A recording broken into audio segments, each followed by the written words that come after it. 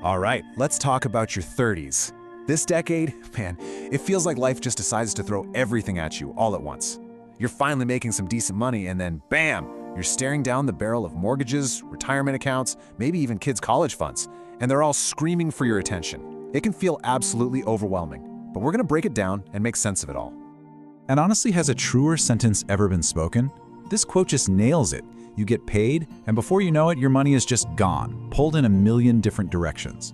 It's a constant tug-of-war between what you need to do and what you want to do, and frankly, it is exhausting. But here's the thing, and this is so important. Your 30s aren't just about stress. They are your financial prime time. This is the critical window where your earning power is really taking off. And the choices you make right now, they have this massive, outsized impact on the rest of your life. It's not about what you did or didn't do in your 20s, it's about what you do starting today. And yeah, the stakes are really that high. Now, I'm not saying this to scare you, but to light a fire under you. The habits you lock in during this decade create this incredible ripple effect, for better or for worse. So let's make sure it's for the better.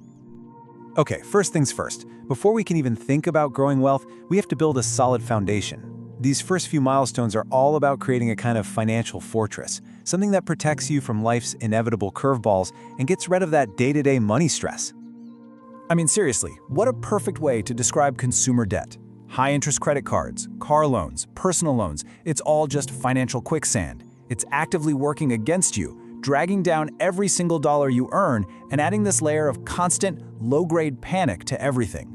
Your first mission, should you choose to accept it, is getting that number to zero. Now check this out, because this is where a seemingly small difference has these huge consequences. A good credit score is, well, it's fine. But an excellent one? That's a financial superpower. We're talking about a typical $400,000 home loan here. The difference between a 700 score and an 800 plus score might only be half a percentage point on your interest rate, but that tiny difference changes everything. Because here's the bottom line, $47,000. That's how much extra you'd pay for the exact same house just for having a slightly lower credit score. Think about what that is. That's a brand new car, it's a huge chunk of a college fund, it's years of retirement savings just gone, vanished into thin air, all paid in extra interest. That's why an 800 plus score isn't some vanity metric, it is a serious wealth-building tool. And let's talk about the emergency fund. This is so much more than a safety net. It's your freedom fund. It's what gives you the power to say no to a job you hate or yes to an amazing opportunity that might not pay well at first. When the car breaks down or the sink clogs, you don't panic. You just handle it. The peace of mind that comes from that, you can't put a price on it.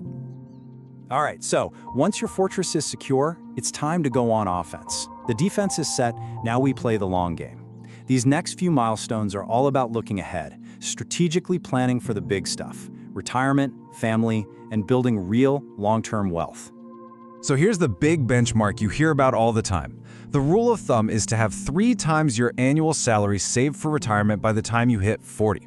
Now, if you're making around the average income of, say, $62,000, your target is about $186,000. I know, it might sound like a huge number, but this is the launching pad. This is what sets you up for some serious growth. And this is exactly why that starting number is so incredibly important. It's because of the magic of compounding. That $186,000 at age 40 can grow to over $2 million by the time you retire. And the best part? You don't have to do much more than just let it work its magic. Time is, without a doubt, your single greatest ally in this whole game. So how in the world do you juggle all these different pieces? Well, you stop playing what I like to call financial whack-a-mole. You need a single, cohesive strategy. This Brett framework is a great way to think about it. B is for budgeting and saving. You have to know where your money's going. R is for retirement planning, making sure you're on track for your goals. E is for estate planning, which sounds super formal, but it really just means having a will to protect your family. The first T is for tax planning, because you want to keep as much of your hard-earned money as possible. And that final T is for tracking your progress, because a plan is totally useless if you don't actually follow it. Okay, let's talk about this last section, because it might be the most important one of all. You can have the best spreadsheets and the most perfect plan in the world, but if your mindset and your daily habits aren't in sync, you will constantly sabotage your own success. This is all about mastering the behaviors that actually build wealth. I'd like you to meet the #1 wealth killer of your 30s, lifestyle creep. Here's how it works. You get a raise or a promotion, and suddenly you deserve a nicer car, a bigger apartment, more expensive dinners. Your income goes up, but you're not actually any better off financially, because your spending just inflates right along with it. It's this invisible trap that keeps people living paycheck to paycheck, even when they're making six figures. This analogy is just perfect. Earning more money is totally pointless if you don't plug the leaks in your spending bucket. So what's the secret weapon here? It's automation. The second you get a raise, before you even see that money in your bank account, set up an automatic transfer to send at least half of that new money straight into your savings and investments. You'll build wealth without ever missing the cash you never got used to spending in the first place. And finally, let's talk about your single greatest financial asset. It's not your house, it's not your 401k, it's your health. Look, this isn't about becoming some super athlete. It's about simple math. By building healthy habits now, regular exercise, eating decent food, getting enough sleep, you could potentially save tens of thousands, even $60,000 or more in future medical bills. It is hands down one of the best long-term investments you can possibly make. Okay, so we've gone through this whole list, and I get it. Looking at all of this at once can feel like staring up at Mount Everest. It feels like a lot. But listen, you do not have to do everything all at once. The most important thing is just to start. So, just pick one thing. What's calling to you? Is it finally tackling that nagging credit card debt? Is it setting up a high-yield savings account for that emergency fund? Maybe it's just upping your retirement contribution by 1%. It's the small, consistent actions that build unstoppable momentum. And please, remember, the goal here is progress, not perfection. Because at the end of the day, it all boils down to this.